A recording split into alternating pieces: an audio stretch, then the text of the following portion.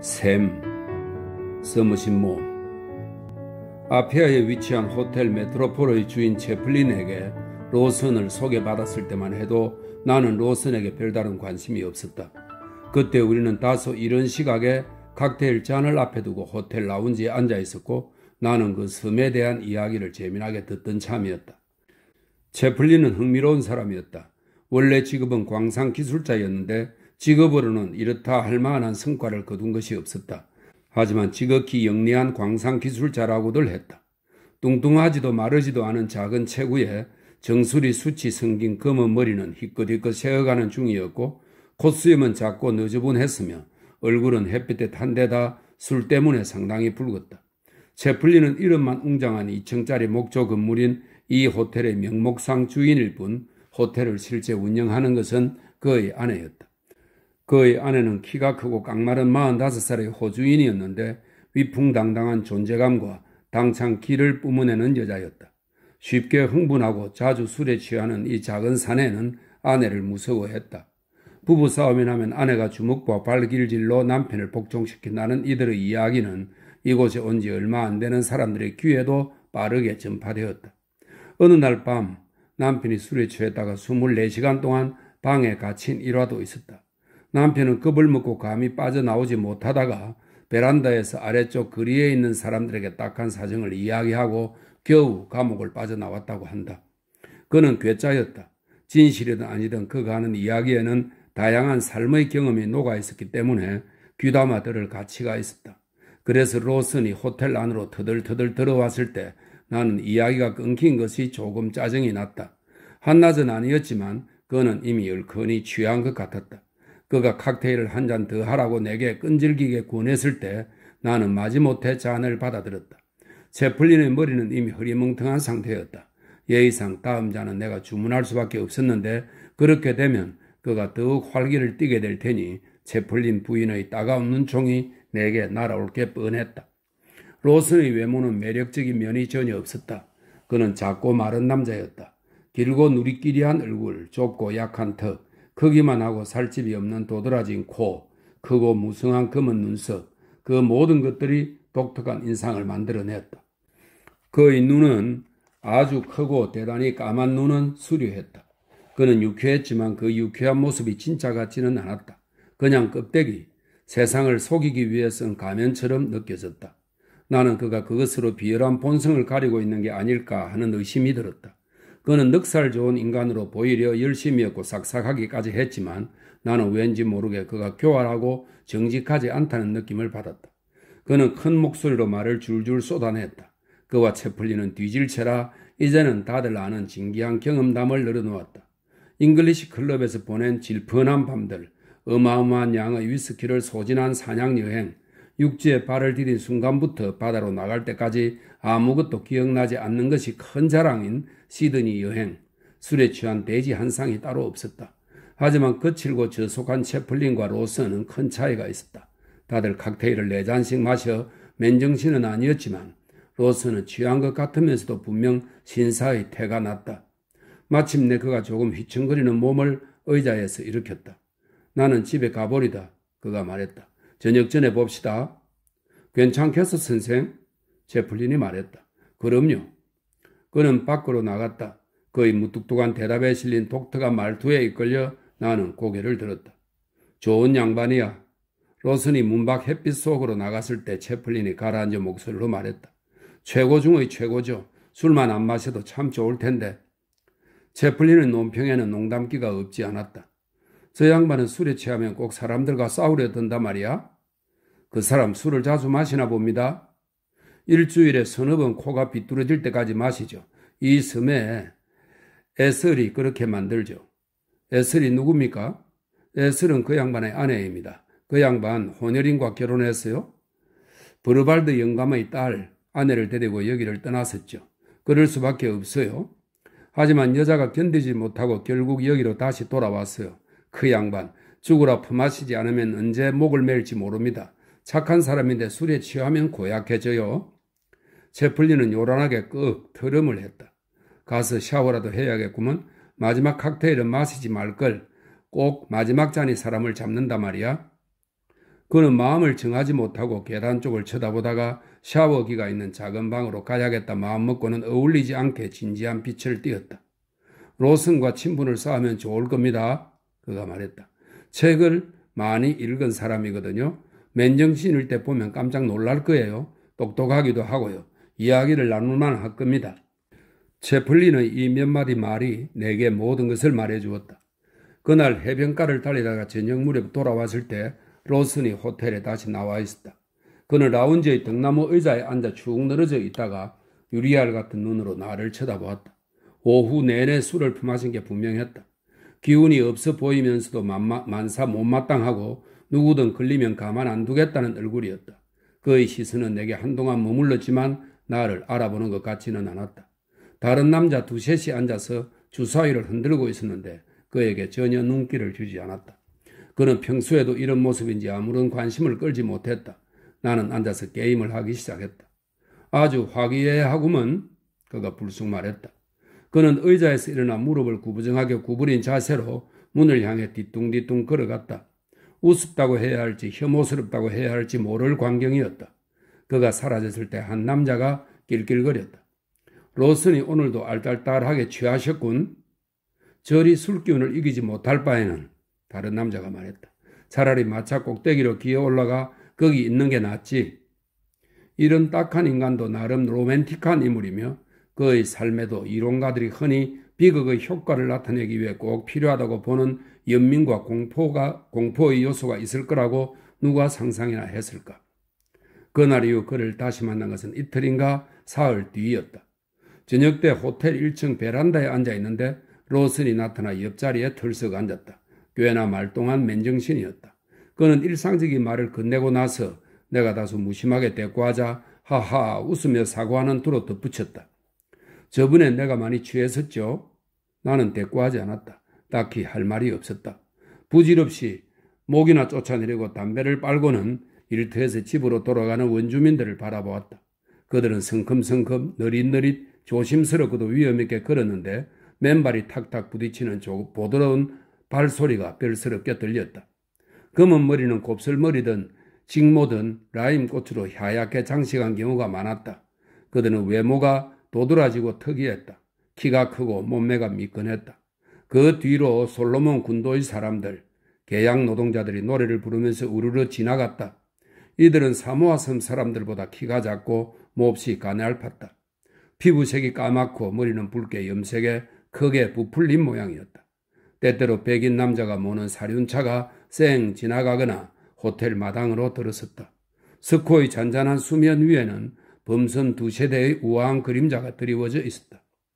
이런 곳에서는 도대체 취하는 것 말고는 할 게 없어요. 로슨이 말했다. 사모아가 마음에 들지 않습니까? 나는 할 말이 없어서 아무렇지 않게 말했다. 예쁘긴 해요. 그렇죠? 상상을 초월한 이 섬의 아름다움을 표현하기에는 그의 단어 선택이 너무 부적절한 것 같아 나는 헛웃음이 났다. 그래서 미소 띤 얼굴로 고개를 돌려 그를 쳐다보았다가 그의 맑고 초롱초롱한 눈에 어린 빛을 보고 놀라고 말았다. 극심한 고통이 어린 눈이었다. 그의 눈은 내가 전혀 예상하지 못한 처절하고 심오한 감정을 표출하고 있었다. 하지만 그 눈빛은 쓰러졌고 그는 미소를 지었다. 단순하면서도 조금 순박한 미소였다. 그것이 그의 얼굴을 바꾸어 놓았고 그에 대한 나의 첫인상과 반감마저 흔들어 놓았다. 이곳에 처음 나왔을 때는 안 다닌 데가 없어요. 그가 말했다. 그는 잠시 입을 다물었다. 3년쯤 전에 이곳을 영영 떠났었는데 결국은 돌아왔어요. 그가 머뭇거렸다. 아내가 돌아오고 싶어 했어요. 알다시피 여기서 태어난 사람이라. 오, 그렇군요. 그는 다시 입을 다물었다가 로버트 루이스 스티븐슨에 대한 의견을 말했다. 그러고는 바일리마에 가본 적이 있느냐고 물었다. 이 바일리마는 아페아에서 남쪽으로 4km 정도 떨어진 마을입니다. 무슨 이유인지 그는 나에게 잘 보이려고 애쓰고 있었다. 그가 스티븐슨의 책 이야기를 꺼냈고 대화는 곧 런던 쪽으로 흘러갔다. 코벤트 가든은 여전한가 보군요. 그가 말했다. 무엇보다 거기 오페라가 매우 그립네요. 트리스탄과 이졸데 보셨습니까? 그는 대답이 자기에게 무척이나 중요하다는 듯 질문을 던졌고 내가 조금은 심드렁하게 본 적이 있다고 대답하자 기뻐하는 것 같았다. 그는 음악가가 아닌 한 남자로서의 바그너에 대해 이야기하기 시작했다. 바그너는 한 남자로서 판단이 불가한 만족감을 얻었다고 말했다. 바이로이트는 한번 가볼 만한 곳이죠. 이 바이로이트는 독일 남동부의 바이에른 주의 도시 이름입니다. 그가 말했다. 나는 운이 없어 그럴 돈이 없었어요. 코벤트 가든은 당연히 가봐야 하고요. 그 불빛들, 한껏 차려입은 여자들, 음악, 발퀴리의 일막 참 좋죠. 트리스탄의 결말 부분도 그렇고, 눈빛이 반짝거리고 얼굴에서는 광채가 나서 같은 남자라고 믿기 어려웠다. 누리끼리하고 해석한 뺨에도 화색이 돌아서 그의 목소리가 거칠고 듣기 불쾌하다는 것을 잊게 할 정도였다. 그는 특정한 매력마저 발산하고 있었다. 정말이지 오늘 밤에 런던에 있고 싶군요. 폴모르의 식당 압니까? 거기 자주 갔었어요. 상점마다 불이 켜지고 사람들로 북적이던 피커들이 섞어서 거기 서서 영영 멈추지 않을 것처럼 끊임없이 이어지는 버스와 택시의 행렬을 보고 있노라면 말문이 턱 막히죠. 스트랜드 거리도 좋고요. 신과 체링 크로스에 대한 유명한 시구가 있었는데 뭐였죠? 나는 깜짝 놀랐다. 톰프슨의 시 말입니까? 내가 물었다. 나는 그것을 인용했다. 그리고 슬플 때, 더없이 슬플 때는 울게나 그러면 그대의 쓰라린 상실감 위에 천국과 체링 크로스 사이 어딘가 비스듬한 야곱의 사다리들이 줄줄이 빛나리. 네, 이것은 영국 시인 프랜시스 톰퍼슨의 시 신의 왕국 중에 있는 일부 구절입니다. 그가 살짝 한숨을 내쉬었다. 천국의 사냥개는 톰퍼슨이 쓴 182행짜리 장시입니다. 천국의 사냥개를 읽은 적이 있어요. 괜찮더라고요. 그렇다고들 하더군요. 나는 중얼거렸다. 여기서는 글을 읽는 사람을 볼 수가 없어요. 잘난치 않은 인간들이 하는 짓이라고 생각하죠. 그의 얼굴에 애석한 표정이 떠올랐고 나는 그제야 그가 어떤 심정으로 나를 찾아왔는지 짐작했다. 나는 그가 그리워하는 세상, 더 이상 닿지 못하는 삶과 그를 이어주는 연결고리였다. 그가 사랑하는 런던에 얼마 전까지 있었다는 이유로 그는 감탄과 질투의 감정으로 나를 바라보고 있었다. 그는 한 5분간 입을 다물고 있다가 벼랑과 말을 쏟아냈다. 나는 그의 열띤 어조에 놀라고 말았다. 지긋지긋합니다.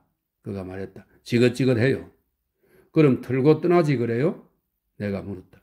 그의 얼굴이 시무룩해졌다. 난 폐가 시원치 않아요. 떠는 잉글랜드의 겨울을 견뎌내지 못합니다. 그때 다른 남자가 베란다에 우리 자리에 합석했고 로스는 침울한 침묵으로 빠져들었다. 범하실 시간이로군. 새로 나타난 남자가 말했다. 누가 나랑 스카치 한잔 할 텐가 로슨? 로스는 먼 나라에서 깨어나는 것 같았다. 그는 일어섰다. 바로 내려갑시다. 그가 말했다. 그가 자리를 뜰 때쯤 나는 의외로 그에게 큰 호감을 느끼고 있었다. 그는 내 호기심과 흥미를 자극했다. 며칠 뒤 나는 그의 아내를 만났다. 그들이 결혼한 지 5, 6년쯤 되었다고 알고 있었기 때문에 아직도 새파랗게 젊은 그의 아내를 보고 놀라지 않을 수 없었다. 그와 결혼했을 때 기껏해야 16살이나 되었을까 싶었다. 그녀는 귀엽고 예뻤다. 피부색은 스페인 사람 정도로 가무잡잡했고 앙증맞은 손발과 가냘프고 여리여리한 몸매의 아담하고 대단히 아름다운 여인이었다. 이목구비도 사랑스러웠지만 가장 눈에 띄는 것은 외모의 섬세함이었다. 혼혈인들은 대체로 투박스럽고 생김새가 거친 편인데 그녀는 기막히게 정교하고 오밀조밀했다. 세련된 분위기가 워낙 강렬한 여자였기 때문에 그런 환경에서 그녀를 본 사람은 깜짝 놀라면서 나폴레옹 3세의 궁정에 있다고 알려진 유명한 미인들을 자연히 떠올렸다. 그녀는 모슬린 드레스와 밀짚 모자 차림이었지만 우아한 분위기가 유행을 아는 여자라는 인상을 주었다. 로슨과 처음 만났을 때 황홀한 아름다움을 발산했을 게 분명했다. 그들이 처음 만난 것은 그가 영국계 은행의 지점을 운영하기 위해 잉글랜드를 떠나 이곳으로 나온 지 얼마 안 됐을 때였다. 그는 서사모아의 금기가 시작되는 시점에 도착해 호텔에 방을 하나 얻었다. 그리고 여러 사람들과 빠르게 안면을 텄다. 본시 섬생활은 유쾌하고 수월하다. 그는 호텔 라운지에서 느긋하게 환담을 나누었고 저녁에는 잉글리시 클럽에서 여러 사람들과 당구를 치면서 유쾌한 시간을 보냈다. 스코 호숫가를 따라 상점과 방갈로 원주민 부락이 흩어져 있는 아피아가 마음에 쏙 들었다. 주말에는 이런저런 식민지 농장을 방문해 언덕 위에서 이틀 밤을 보내곤 했다. 이전에는 알지 못했던 자유, 여가였다. 그는 햇빛에 흠뻑 취했다. 말을 타고 덤불 숲을 달려갈 때면 주변의 아름다운 풍광으로 머리가 어질어질했다. 자연은 말로 다 표현하지 못할 만큼 풍요로웠다. 숲의 일부는 아직 원시림이었고 이상한 교목과 풍성한 관목, 등굴이 뒤엉긴 풍경은 신비롭고도 으스스한 느낌을 자아냈다. 하지만 그를 매료시킨 장소는 아페아에서 2-3km 떨어진 곳에 있는 샘이었다. 그는 저녁이면 미역을 까물어 자주 그곳을 찾았다. 그곳에는 바위 돌들 위로 빠르게 흐르는 냇물이 하나 있었다. 냇물은 깊은 샘을 하나 만든 다음 얕고 투명하게 흐르면서 큰 바위돌들로 이루어진 여울을 지나 계속 흘러갔다. 원주민들은 미역을 감거나 빨래를 하러 가끔 그 여울로 내려왔다. 내뚝에는 빽빽하게 자라난 코코넛 나무들이 우아하게 낭창거렸고 등굴 숭물이 무성했는데 그 모습이 초록빛 수면에 어른거렸다. 마치 대번시의 언덕들 사이로 펼쳐질 법한 풍광이었지만 이곳은 열대의 풍요로움과 열정, 심장을 녹일 듯 향기로운 나른함이 있다는 게 달랐다. 물은 상쾌하면서도 너무 차갑지 않아서 낮의 열기를 견뎌내고 즐기기에 그만이었다. 이곳에서 미역을 감으면 몸뿐 아니라 마음까지 건강해졌다. 아무도 없을 시간에 로스는 그곳에 가서 오랫동안 머물렀다. 물속을 한가롭게 둥둥 떠다니고 저녁 햇살에 몸을 말리고 고독과 온화한 침묵을 즐겼다. 그 시간만큼은 런던도 그가 포기한 삶도 아쉽지 않았다. 이런 삶도 나름 완벽하고 근사하게 느껴졌기 때문이다. 그는 이곳에서 에서를 처음 만났다. 어느 날 저녁 그는 이튿날 매달 정기 배편으로 붙이는 편지들을 처리하느라 늦게까지 업무에 매달려 있다가 그 샘터로 내려갔다. 햇빛은 거의 사그라들어 어둑했다. 그는 말을 메어두고 내뚝으로 슬슬 내려갔다. 거기에 아가씨 하나가 앉아 있었다.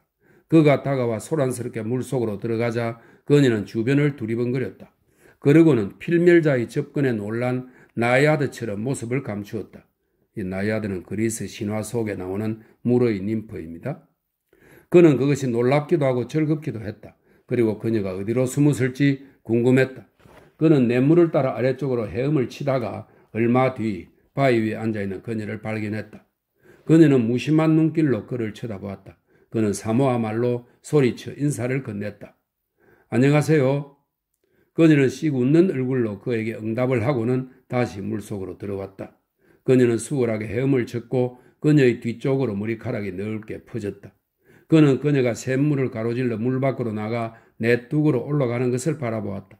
다른 원주민들이 그렇듯 그녀도 긴 가운을 입고 미역을 감았는데 가운이 물에 젖어 그녀의 여리한 몸에 달라붙었다. 그녀는 머리채를 비틀어 물기를 짜냈다. 무심하게 서 있는 그녀는 물속이나 숲에 사는 야생동물 같았다. 그제야 그는 그녀가 혼혈인이라는 것을 알아챘다.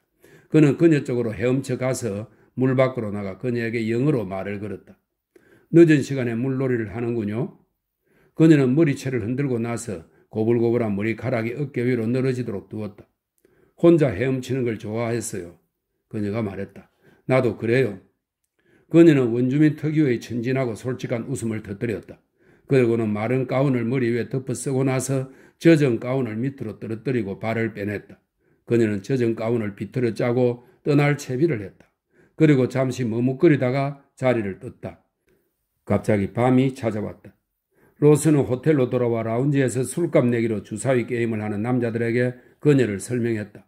그녀가 누구인지는 금세 밝혀졌다. 그녀의 아버지는 버르발드라는 노르웨이 사람이었는데 호텔 메트로폴의 바에서 물탄 럼주를 자주 마신다고 했다. 그는 왜소한 몸집에 고목처럼 울퉁불퉁하고 쭈글쭈글한 늙은이였는데 40년 전 범선의 항해사로 여기 군도로 온 자였다.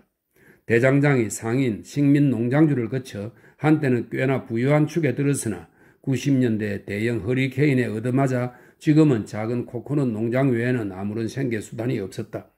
원주민 안에 넷을 두었고 자식은 그가 평소 킬킬대며 말하는 것처럼 헤아릴 수 없을 정도로 많았다. 하지만 일부는 죽고 일부는 세상 어딘가로 사라졌기 때문에 집에 남은 자식은 에슬 하나뿐이었다. 그 여자 참 탐스럽지? 모아나호의 화물관리인 넬슨이 말했다. 내가 한두 번 추파를 던졌는데 아무 반응이 없더라고.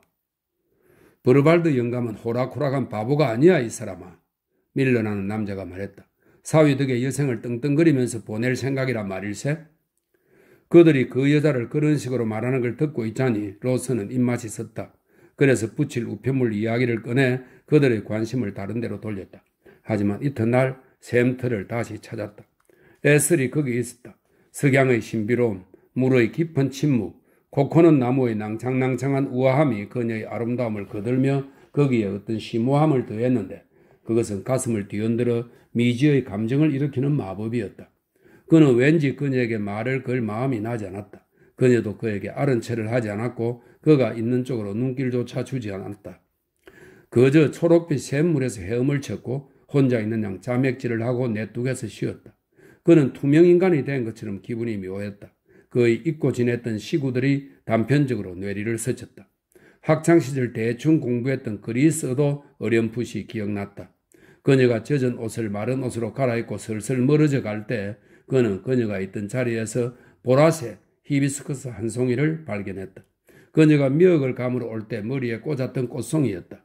물속에 들어갈 때 빼두었거나 깜빡했거나 그냥 다시 꽂지 않은 것 같았다. 그는 두 손으로 그것을 집어 묘한 기분으로 쳐다보았다. 본능적으로 그 꽃을 간직하고 싶었지만 너무 낯간지러운 짓 같아 꽃을 던져버렸다. 꽃이 냇물에 실려 떠내려가는 것을 보자니 가슴 한켠이 아려왔다. 그는 그녀가 본래 별스러운 사람은 아닐까. 그래서 아무도 찾지 않을 이 후미진 연못을 찾는 것이 아닐까 생각했다. 섬의 원주민들은 물을 아끼고 사랑했다. 어디에서든 하루도 빠짐없이 한 번은 때로는 두 번도 미역을 감았지만 꼭 가족이 다 함께 웃고 즐기면서 미역을 감았다. 혼혈인이든 아니든 나무 사이로 비치는 햇빛에 얼룩덜룩해진 여자들이 무리를 지어 얕은 냇물에서 첨벙거리며 노는 모습은 흔한 광경이었다. 아니면 이 샘의 어떤 비밀이 에스를 본의 아니게 여기로 끌어내는 것인지도 몰랐다. 이제 날이 완전히 저물어 신비롭고 고요한 밤이 되었다. 그는 소리를 내지 않으려고 몸을 물속으로 가만히 가라앉히고는 따스한 어둠 속에서 쉬엄쉬엄 헤엄쳤다. 그녀의 미끈한 몸이 남긴 채취로 물이 향긋하게 느껴졌다. 그는 별들이 총총한 하늘을 이고 말을 달려 도시로 돌아왔다. 세상이 평화롭게만 느껴졌다. 그는 매일 저녁 샘터를 찾았고 매일 저녁 에스를 보았다. 얼마 후 그녀는 수줍음을 떨쳐내고 점점 장난스럽고 다정하게 굴었다. 그들은 물살이 빠른 쪽 바위에 같이 걸터 앉았다. 샘이 내려다보이는 바위 특유에 나란히 누워 주변을 감싸며 점점 내려오는 신비로운 석양을 바라보기도 했다. 둘이 만난다는 사실은 알려질 수밖에 없었다. 남태평양에서는 모두가 모두의 사정을 알고 사는 것 같았다. 그는 호텔 남자들의 무례한 농담에 번번이 맞닥뜨렸지만 그저 웃는 얼굴로 그들이 농담을 하게 두었다. 남자들이 넌지시 던지는 저속한 말에 대거리 하는 건 부질없는 짓이었다. 그의 감정은 완전히 순수한 것이었다. 시인이 딸님을 사랑하듯 그는 에스를 사랑했다. 그에게 그녀는 여자가 아니라 다른 세상에서 온 존재였다. 그 샘의 정령이었다. 어느 날 로스는 호텔 바를 지나가다가 브르발드 영감을 보았다. 영감은 늘 그렇듯 위아래가 붙은 추레한 파란색 옷을 입고 거기 서 있었다. 영감이 에스의 아버지였기 때문에 그는 영감과 이야기를 나누고 싶어 바 안으로 들어갔다. 로스는 고개를 끄덕인 뒤 자기가 마실 음료를 주문하고는 자연스럽게 고개를 돌려 영감에게 같이 한잔하자고 제안했다. 그들은 몇 분 동안 그 지역의 일들을 화제 삼아 잡담을 했다. 로스는 상대를 꿰뚫어보는 노르웨이인의 교활한 푸른 눈이 거북했다. 영감의 태도 역시 거슬렸다. 언뜻 아침하는 듯 보이지만 운명과의 승부에서 패배한 늙은이의 알랑거리는 태도 뒤에는 예전의 포악성이 어령거렸다. 로스는 영감이 한때 노예 무역에 연루된 범선의 선장이었다는 사실을 떠올렸다. 남태평양에서 흔히 흑인 노예선이라 불리던 배였는데 영감은 솔로몬선 사람들과 몸싸움을 하던 중 가슴에 상처를 입고 심한 탈장 증세로 앓은 적도 있었다. 그때 점심 식사를 알리는 종이 울렸다. 저는 이만 가보죠. 로슨이 말했다. 언제 한번 내 집에 들르지 그래요? 브르발드가 쌕쌕 바람 빠지는 소리가 나는 음성으로 말했다. 그리 대단할 건 없지만 댁은 언제든 환영이요. 에슬과 아는 사이니까. 기꺼이 찾아뵙죠. 일요일 오후가 가장 좋겠군요. 브르발드의 허름하고 눅눅한 방갈로는 농장한 코코넛 나무들 틈에 서 있었다. 바일리마로 향하는 큰 길에서 조금 들어간 곳이었다. 집 바로 바깥은 거대한 질경이들에 둘러싸여 있었다. 이파리가 군데군데 찢어진 질경이에서 누더기를 걸친 사랑스러운 여인의 비장미가 엿보였다. 모든 것이 지저분했고 방치된 상태였다. 마르고 등이 높은 흑돼지 새끼들이 주둥이로 이곳저곳을 파헤쳤고 닭들은 시끄럽게 꼬꼬대거리며 여기저기 흩어진 찌꺼기를 쪼아댔다. 원주민 서너 명이 베란다 주변을 어슬렁거렸다. 로슨이 브르발드의 이름을 대며 물었을 때 영감이 갈라진 목소리로 로슨을 불렀다. 로슨은 거실에 앉아 낡은 브라이어 담뱃대로 담배를 피우는 영감을 발견했다.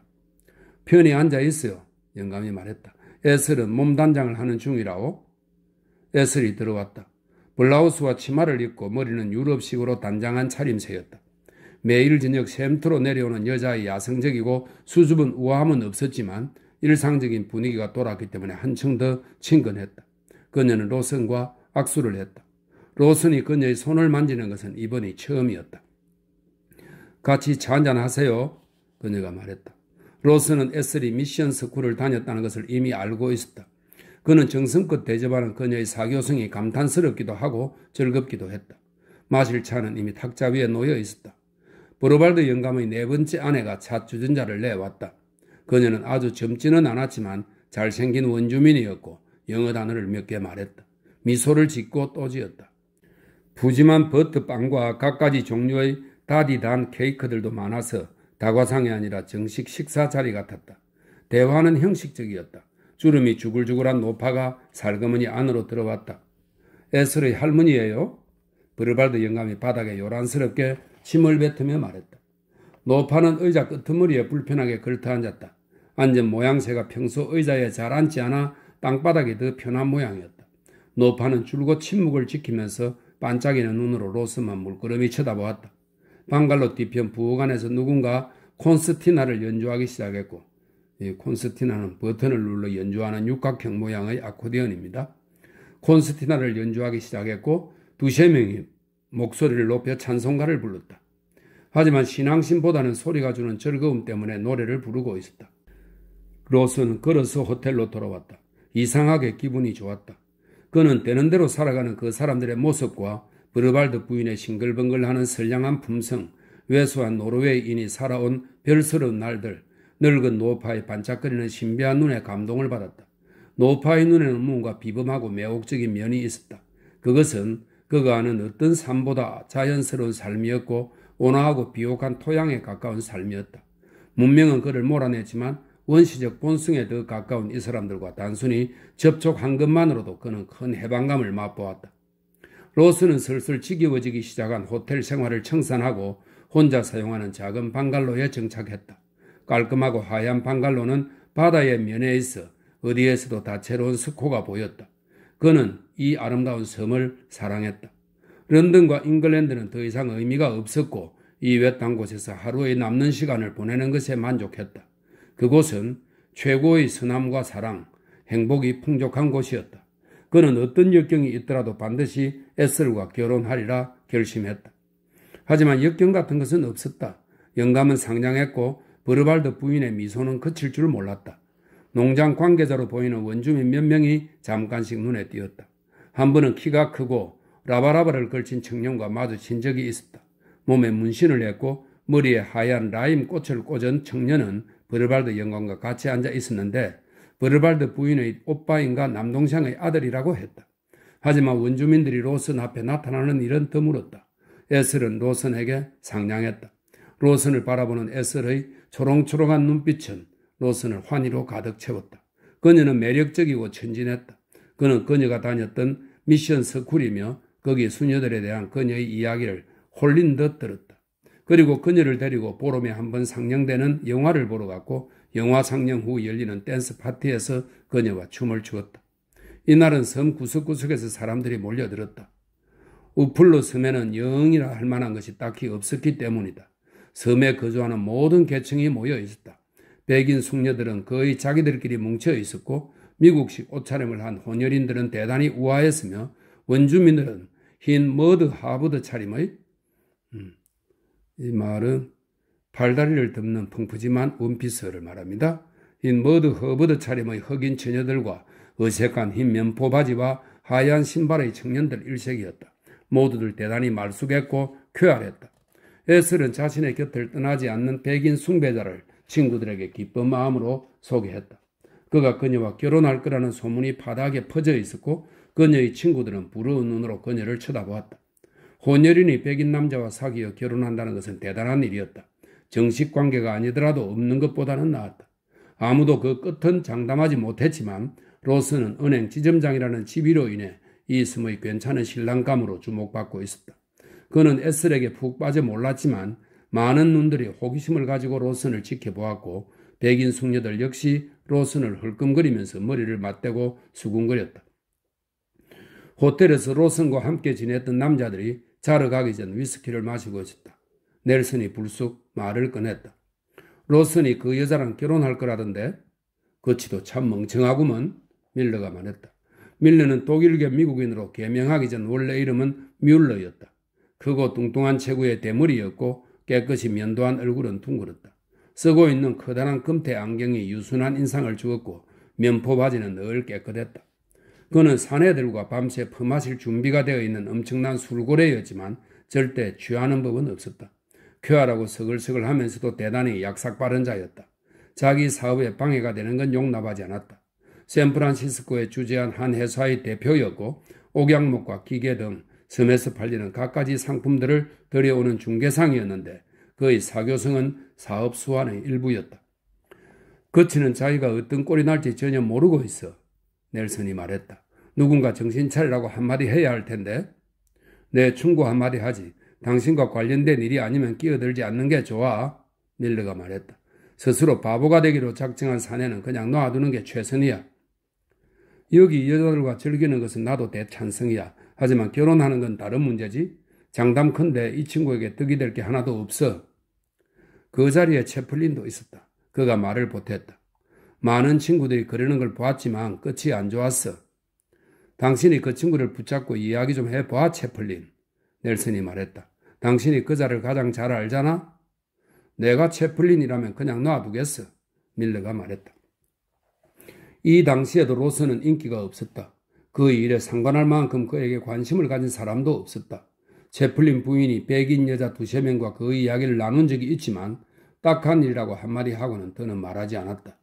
로슨이 결혼하게 되었다고 그녀에게 말했을 때는 이미 손을 쓰기에 너무 늦은 것 같았다. 1년 정도 로슨은 행복했다. 그는 아피아가 위치한 둥그런 만에 방갈로를 하나 구했다. 한 원주민 부락의 경계선에 자리한 곳이었고 태평양의 열정적인 푸르름을 마주하며 어여쁜 코코넛 나무들 사이에 자리한 집이었다. 에슬은 사랑스러웠다. 그 작은 집을 유연하고 우아하게 돌아다니는 모습이 꼭 숲속의 어린 동물 같았다. 그리고 명랑했다. 그들은 많이 웃고 시시껄렁한 잡담을 나누었다. 호텔 남자들 2~3명이 가끔 그들의 집으로 건너와서 저녁 시간을 보냈다.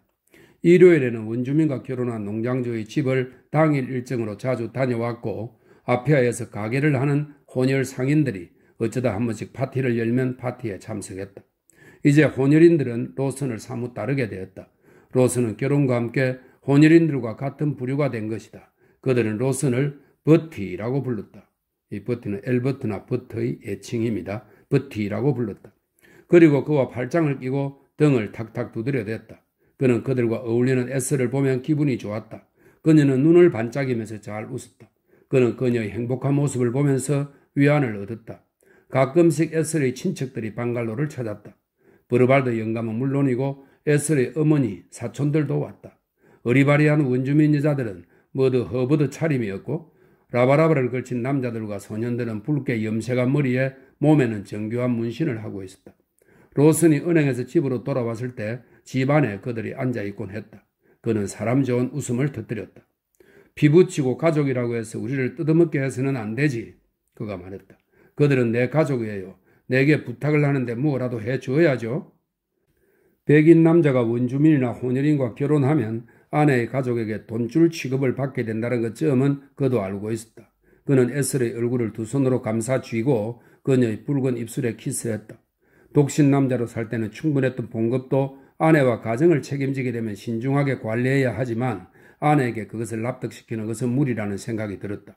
그리고 에슬은 아들을 출산했다. 아이를 처음 품에 안았던 순간 느닷없는 아픔이 로슨의 가슴을 관통했다. 이렇게 비통할 줄이야. 원주민의 피는 고작 4분의 1밖에 섞이지 않았고 영국인의 아기가 아니라고 할 만한 점이 딱히 없었지만 그의 품에 안겨 옹송거린 아기는 누르끼한 피부색과 검은 머리카락, 크고 검은 눈을 보면 원주민의 아기라고 봐도 무방했다. 로스는 결혼과 함께 식민지 백인 여성들의 관심 밖으로 밀려났다. 그가 결혼하기 전 그를 집에 자주 초대해 식사를 대접했던 남자들은 우연히 마주치면 그와 함께 있는 것을 의식하면서 창피한 기색을 감추리고 지나치게 상냥한 태도를 취했다. 로스는 부인 잘 있죠? 그들은 말하곤 했다.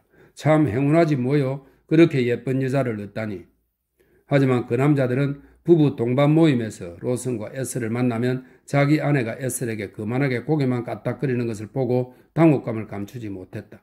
로슨은 그냥 웃어넘겼다. 참 따분한 인간들이야. 저 인간들 몽땅 다. 로슨은 말했다. 저런다고 내가 밤에 편히 쉬지 못할 까닭은 없지. 저들의 지저분한 파티에 초대받는다면 모를까? 하지만 그는 슬슬 기분이 상하기 시작했다. 피부색이 가무잡잡한 아기가 얼굴을 찌푸렸다. 분명히 그의 아들이었다. 그는 아피아에 사는 혼혈 아이들이 생각났다.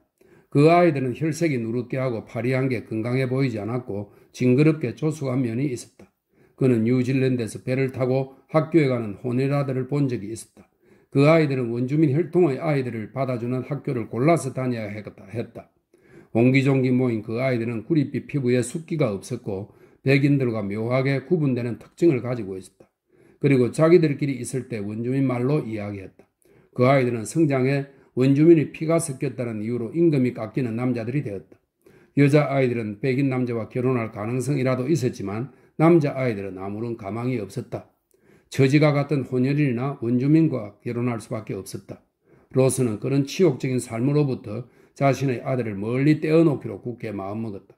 어떤 대가를 치르더라도 반드시 유럽으로 돌아가야 했다. 그런 마음으로 귀가한 그는 연약하고 사랑스러운 모습으로 침대에 누운 에셀과 그녀를 둘러싼 원주민 여자들을 보고는 그 결심을 더욱 굳혔다. 그녀를 그의 쪽 사람들에게 데려간다면 그녀는 더 온전히 그의 것이 되지 않을까. 그는 그녀를 뜨겁게 사랑한 나머지 그녀와 한 몸, 한 영혼이 되고 싶었다. 그녀가 이곳에서 토착민의 삶에 깊게 뿌리를 내린 채 살아가는 한 그에게 그녀는 언제나 미지의 사람일 수밖에 없었다. 그는 비밀에 붙여야 한다는 어렴풋한 본능에 따라 조용히 출근했고 에버딘은 스코틀랜드 북부 해안에 위치한 교통의 중심 도시입니다. 에버딘에서 한 선박회사의 공동 운영자로 일하는 사촌에게 편지를 썼다. 그의 건강이 훨씬 호전되었으니 설명이 있습니다. 건강상의 문제는 그가 섬으로 파견 나올 때 써먹은 핑계였다. 이런 설명이 있네요. 건강이 훨씬 호전되었으니 유럽으로 돌아가지 않을 이유가 없다는 내용이었다. 그는 사촌에게 일자리를 부탁했다. 보수가 낮아도 좋으니 어떻게든 폐병으로 고생한 사람이 지내기에 적당한 디사이드에 아무 일자리라도 구해달라고. 에버딘에서 보낸 편지가 사모아에 도착하려면 5, 6주는 걸린다. 이후 서신이 몇 차례 오갔다. 에스를 준비시킬 시간은 충분했다. 그녀는 아이처럼 기뻐했다. 잉글랜드로 갈 거라고 친구들에게 자랑하는 그녀를 보니 그도 흐뭇했다. 이것은 그녀에게 상승을 의미했다. 이제 그녀는 그곳에서 영국인으로 살아가게 된 것이다. 출발할 날이 다가올수록 그녀는 관심사들이 생겼고 신바람이 났다. 마침내 킹카딘시의 한 은행에서 그에게 일자리를 제안했다는 정보가 도착하자 그녀는 기뻐서 어쩔 줄 몰랐다. 기나긴 항해 끝에 화강암 주택들이 있는 스코틀랜드의 작은 마을에 정착했을 때 로스는 다시 동족들과 살게 된 것이 자신에게 어떤 의미인지 새삼 깨달았다. 지난 3년간 아페아에서 보낸 유배 생활을 돌이켜보고 이제야 정상적인 삶으로 돌아왔다 싶어 안도의 한숨을 내쉬었다. 골프를 다시 치게 된 것도 낚시다운 낚시를 하게 된 것도 좋았다. 태평양에서는 낚싯줄을 던졌다 하면 물고기가 우글거리는 바다에서 큼직하고 굼뜬 물고기가 줄줄이 낮게 올라오는지라 별 재미가 없었다.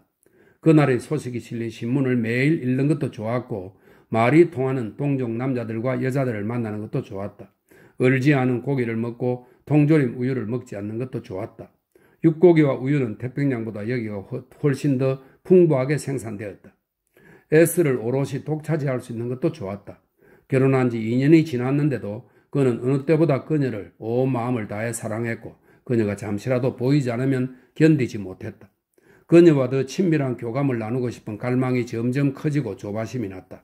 하지만 이상하게도 도착했을 때 보였던 흥분감에 비하면 그녀는 새로운 생활에 별 흥미가 없어 보였다. 그녀는 낯선 환경에 둘러싸여 위축됐다.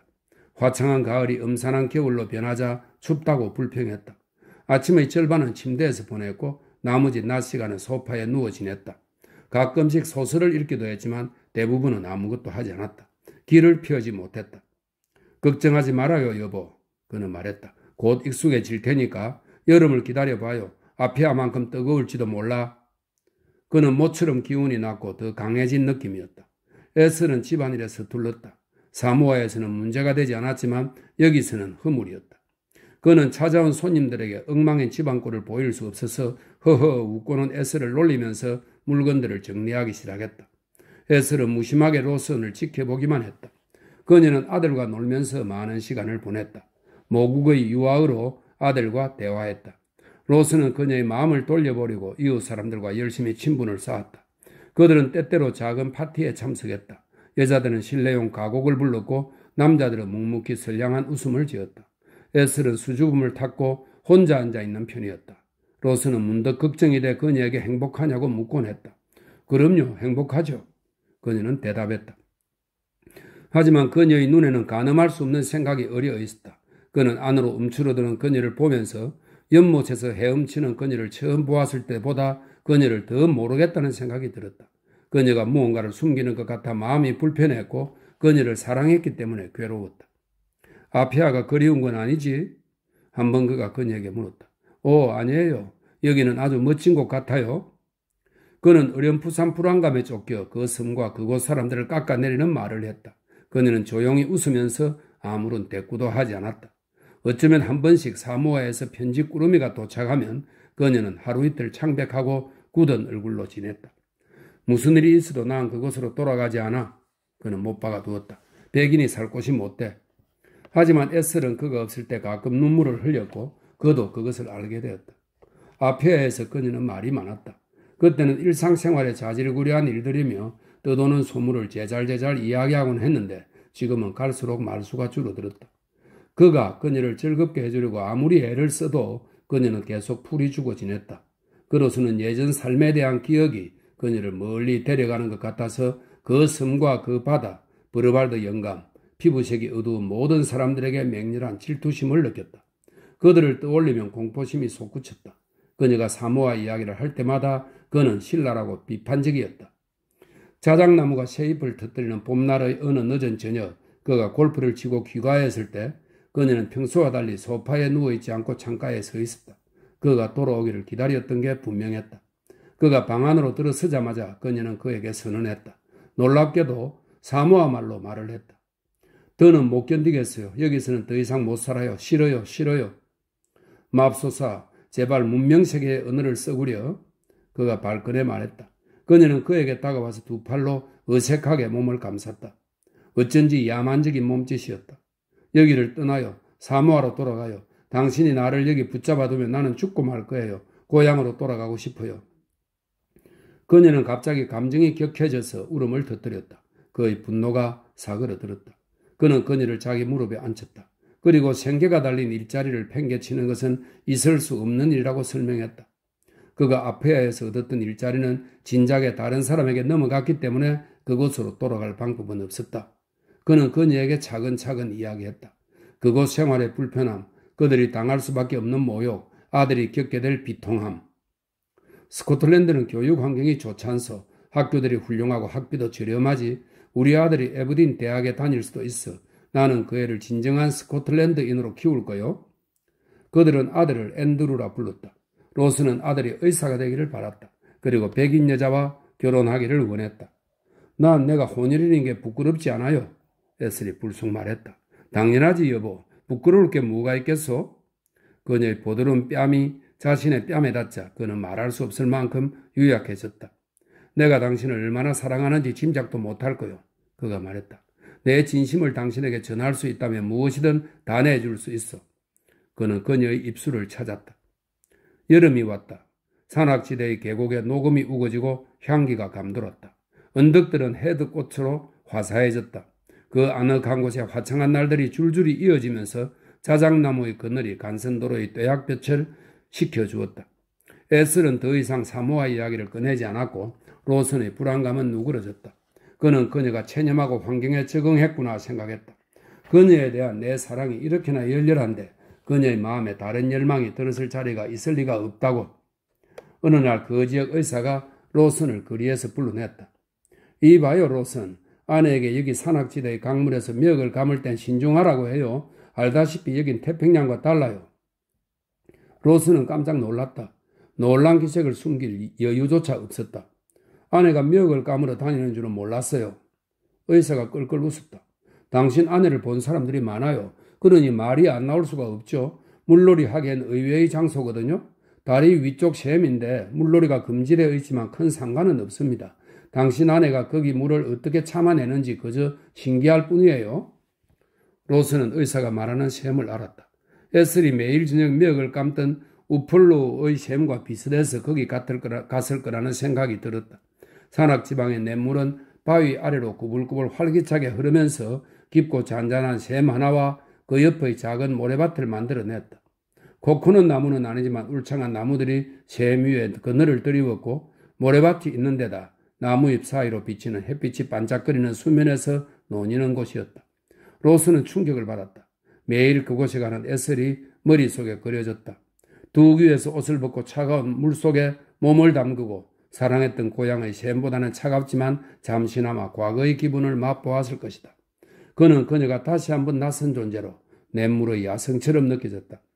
달려가는 냇물이 그녀를 불러내는 게 아닌가 하는 착각마저 들었다. 그날 오후 그는 그 강을 향해 걸어갔다. 나무들 사이로 조심스럽게 발걸음을 옮겼다. 풀이 난 길이라 발소리가 나지는 않았다. 얼마 뒤 그는 샘이 보이는 지점에 이르렀다. 에슬이 뚝에 앉아 물을 내려다보고 있었다. 그녀는 그저 가만히 앉아 있었다. 마치 물이 그녀를 불가항력으로 끌어당기는 것처럼. 그는 어떤 이상한 생각들이 그녀의 머릿속을 오가는지 궁금했다. 마침내 그녀가 일어섰다. 그녀의 모습이 그의 시야에서 사라졌다. 그녀는 그렇게 1, 2번쯤 보이지 않다가 머드 하브드 차림으로 다시 나타났다. 그리고 작은 맨발로 이끼가 낀 둑을 조심조심 넘어갔다. 그녀는 물가로 가서 첨벙거리지 않고 살그머니 물속으로 들어갔다. 그리고 조용히 헤엄을 쳤다. 그녀가 헤엄치는 모습에서는 인간적인 면모가 거의 느껴지지 않았다. 왜 이렇게 기묘한 감정이 드는 것인지 그도 알 수 없었다. 그가 기다리는 사이 그녀가 물 밖으로 나왔다. 그녀는 그대로 잠시 서 있었다. 물에 젖어 주글주글한 드레스가 몸에 붙어 있었기 때문에 몸의 윤곽선이 그대로 보였다.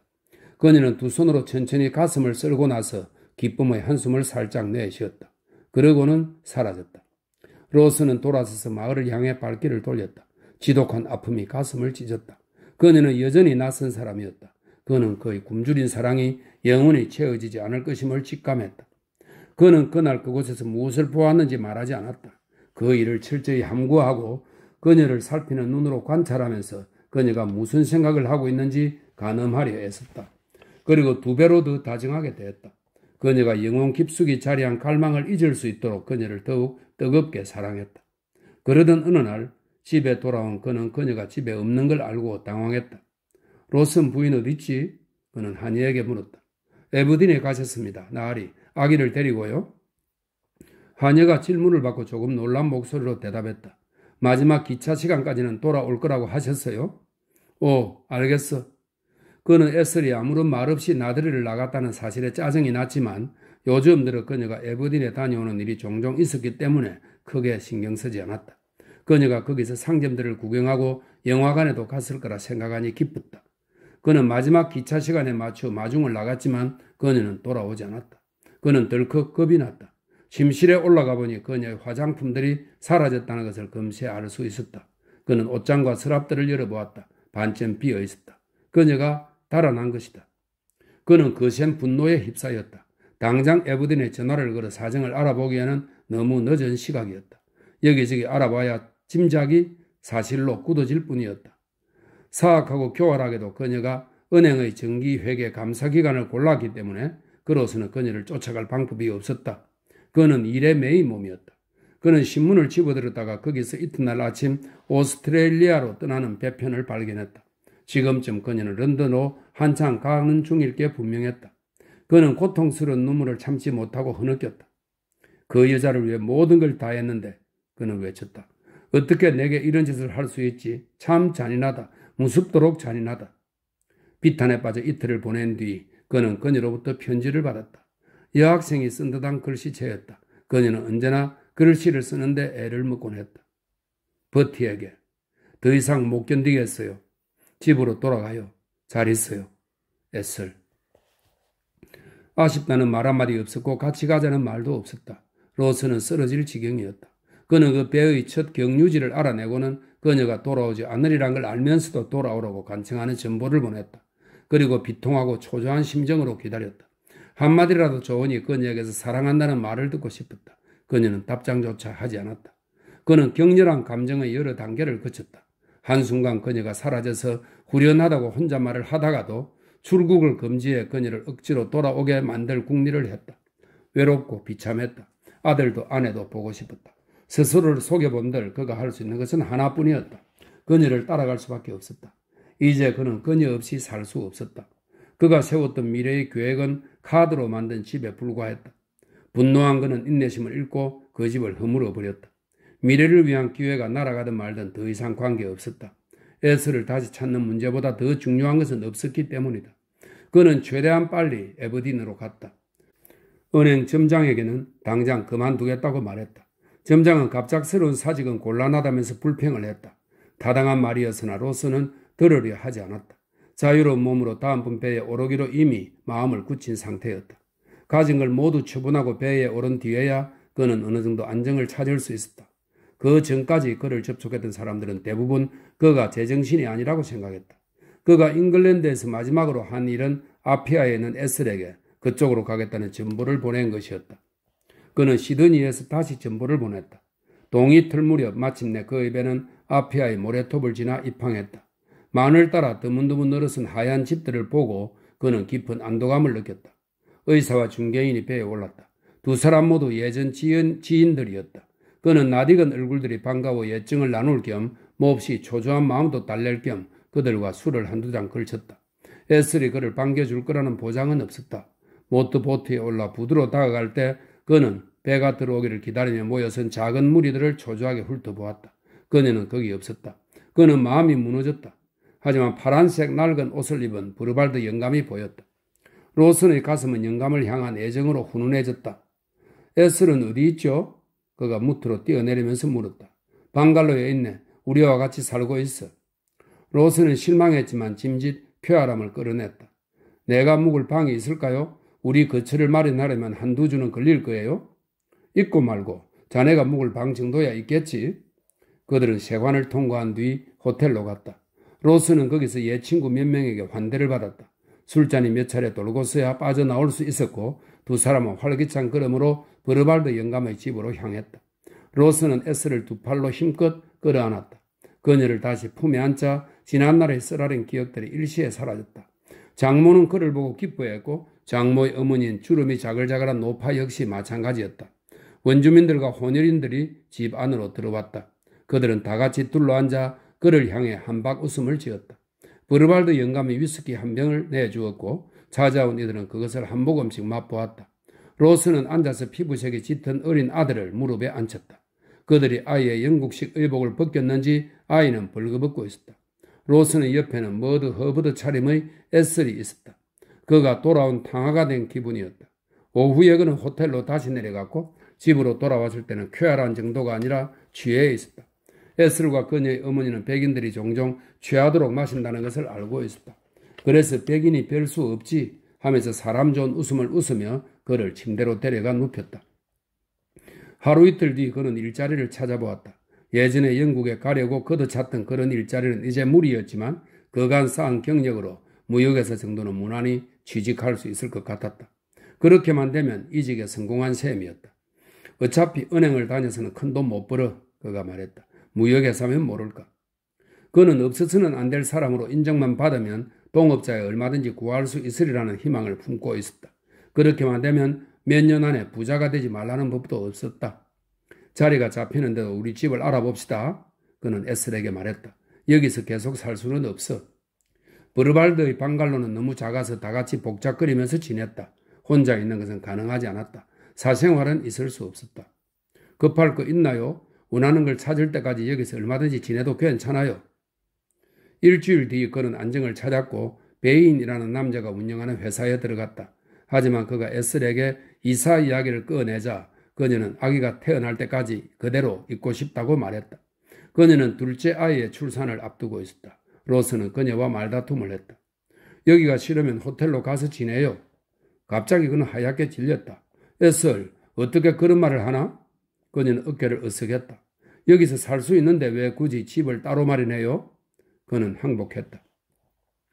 로슨이 일을 마치고 귀가하면 집안은 원주민들로 북적였다.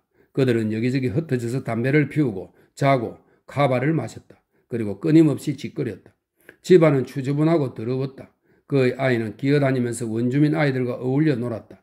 아이가 듣는 말은 사모와 말뿐이었다. 그는 귀갓길에 호텔에 들러 칵테일을 두세 잔 마시는 습관이 생겼다. 술 기운을 빌어야만 그날 저녁을 견뎌내고 다정다감한 원주민 무리들을 상대할 수 있었다. 어느 때보다 에스를 뜨겁게 사랑하는데도 에스과 점점 멀어지는 기분이었다. 아기가 태어났을 때 다시 분가하자는 말을 꺼냈지만 그녀는 거부했다. 스코틀랜드에 살 때는 자기 사람들에게 돌아가겠다고 결심하더니 자기 사람들 틈에 살게 되자 아주 기세가 올라서 원주민들의 방식으로 닥치는 대로 살아갔다. 로스는 술을 더 퍼마셨다. 토요일 밤이면 잉글리시 클럽에 가서 고주망태가 됐다. 그는 술에 취하면 꼭 시비가 붙었다. 고용주인 베인과도 격렬한 말다툼을 벌였다. 베인은 그를 해고했고 그는 다른 일자리를 알아봐야 했다. 2, 3주 정도 쉬는 동안에도 방갈로에 앉아있기보다는 호텔이나 잉글리시 클럽을 어슬렁거리면서 술을 마셨다. 독일의 미국인 밀러는 딱한 마음에 로슨을 자기의 사무실에 들였다. 하지만 그는 장사꾼이었고 로슨이 예전보다 낮은 봉급을 거절할 처지도 아니었으므로 가차없이 낮은 봉급을 책정했다. 에슬과 브르발드는 그것을 받아들인 로슨을 비난했다. 혼혈인 패스던이 로슨에게 더 많은 봉급을 제안했기 때문이다. 하지만 혼혈인의 명령을 받는다는 건 생각만 해도 부하가 치미는 일이었다. 에슬이 잔소리를 하자 그는 분통을 터뜨렸다. 금둥이 밑에서 일하느니 죽고 말지. 그럼 그러던가요? 그녀가 말했다. 6개월 뒤 그는 밑바닥까지 떨어져 수모를 당했다. 술에 대한 열망은 이미 그를 장악해버렸다. 그는 자주 술에 취해 있었고 일 솜씨는 형편없었다. 밀러가 한두 번 로슨에게 주의를 주었지만 로슨은 볼멘 소리를 선뜻 받아들이는 남자가 아니었다. 어느 날 그는 한창 언쟁을 하다가 모자를 쓰고 그대로 나와버렸다. 하지만 그에 대한 소문은 이미 파다했고 그를 채용할 사람은 없었다. 한동안 빈둥거리던 그는 진전 선망정체를 일으켰다. 이것은 장기간 음주를 하던 사람이 갑자기 음주를 중단하여 머리, 손발 따위가 떨리고 흥분정체를 보이는 금단 현상을 말합니다. 진전 선망정체를 일으켰다. 병에서 회복되었을 때 망신을 당해 기가 꺾인 그는 끝없는 압박감을 못 이기고 패터슨에게 가서 일자리를 구걸했다. 패터슨은 백인 남자를 가게에 두게 되었다는 사실과 숫자를 잘 다루는 로슨을 써먹게 되었다는 사실에 기뻐했다. 이후 그는 빠르게 추락했다. 백인들은 그를 냉대했다. 다만 그를 경멸하면서도 딱하게 여기는 마음이 있는 데다 그가 술에 취하면 보이는 분노와 폭력성이 두려워 그와 절연하지는 못했다. 그는 극도로 예민해졌고 누가 자기를 모욕하지 않는지 항상 경계했다. 그는 원주민과 혼혈인 틈에 끼어 살았지만 백인의 특권은 누리지 못했다. 그들은 그가 자기들을 싫어한다는 것을 알고는 윗사람 행세를 하려는 그에게 분노했다. 이제 그는 그들과 같은 처지이니 우쭐댄 이유가 전혀 없다고 보았기 때문이다. 한때 그에게 살살거리고 알랑거렸던 브르발드 영감은 그를 멸시했다. 에슬은 중재에 서툴렀다. 남부끄러운 광경이 펼쳐졌고 두 남자는 한두 번 주먹다짐까지 했다. 싸움이 벌어지면 에슬은 친정 식구들 편을 들었다. 그들은 그가 차라리 술에 취해 있기를 바랐다. 술에 취하면 그는 침대나 바닥 위에서 세상 모르고 잤기 때문이다. 그러던 중 그는 뭔가 자기만 모르는 일이 일어나고 있음을 감지했다. 원주민식이나 다름없는 부실한 저녁밥을 먹으러 방갈로로 돌아가 보면 에슬은 집에 없을 때가 많았다. 그가 브르발드 영감에게 에슬의 행방을 물으면 영감은 매번 에슬이 친구 누구누구와 저녁을 먹으러 나갔다고 했다. 한 번은 에슬이 놀러 갔다는 말을 듣고 그녀를 찾으러 영감이 말한 집에 가보기도 했지만 에슬은 거기 없었다. 그가 귀가한 그녀에게 어디 갔었느냐고 묻자 그녀는 아버지가 집을 잘못한 모양이라고 대답했다. 그러면서 누구누구의 집에 갔었다고 말했다. 하지만 그는 그것이 거짓말이라는 것을 알았다. 그녀는 가장 좋은 옷을 입고 있었고 눈빛이 사랑스럽게 반짝거렸다. 흩은 수장마 이 여자야. 그가 말했다. 아니면 네 몸의 뼈가 내 손에 남아나지 않을 거야? 술이나 품마시는 짐승 주제에 그녀는 한심하다는 투로 말했다. 그는 아내와 늙은 노파가 그를 쏘아본다고 생각했다. 버르발드 영감이 전에 없이 농담이라도 던지면 저 영감이 사위 뒤통수를 칠 생각에 기분이 좋아지러지 하고 생각했다. 그의 의심은 점점 커져갔다. 백인 남자들은 헐끔헐끔 그의 눈치를 살피는 것 같았다. 그가 호텔 라운지로 들어가면 순간 좌중은 침묵에 쌓였다. 그는 이들이 내 얘기를 하고 있었다고 확신했다. 분명 무슨 일이 벌어지고 있었고 모두가 그걸 아는데 그만 몰랐다. 그는 분노와 질투심에 휩싸였다. 에슬이 백인 남자와 놀아나고 있다고 확신하고는 백인 남자들을 하나하나 살펴보았지만 어떤 단서도 잡을 수 없었다. 속수무책이었다. 심정이 가는 남자가 전혀 없었기 때문에 그는 발광하는 미치광이처럼 돌아다니면서 분노를 표출할 대상을 찾았다. 결국 로스는 우연한 일을 계기로 아무런 잘못이 없는 애먼 남자에게 화풀이를 하고 말았다. 어느 날 오후 로슨이 호텔에 혼자 부르퉁하게 앉아있는데 채플린이 들어와 옆에 앉았다. 이 섬에서 로슨을 딱하게 여기는 사람은 채플린 뿐인 듯 했다. 그들은 술을 주문하고 나서 곧 있을 경마에 대해 몇 분 동안 이야기를 나누었다. 채플린이 말했다. 새 옷을 장만하려면 어떻게든 돈을 마련해야 할 텐데. 로슨은 킬킬 웃었다. 채플린 부인이라면 돈 주머니를 털어쥐고 있으니 분명 남편에게 묻지 않고 새 드레스를 척척 장만할 게 틀림없었다. 당신 아내는 어때? 채플린이 친근한 마음에 물었다. 그게 당신이랑 무슨 상관이죠? 로슨이 검은 눈썹을 팍 찌푸리며 말했다. 그냥 예의상 물은 거야.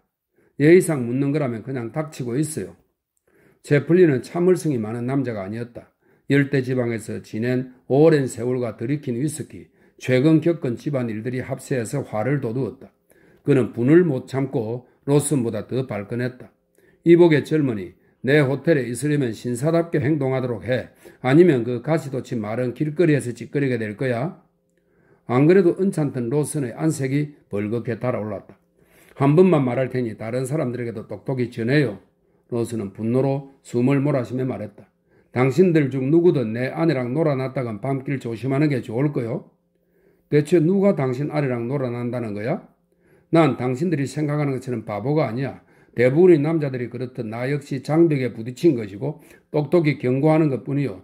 난 물란한 짓은 용납 못해. 절대. 이봐.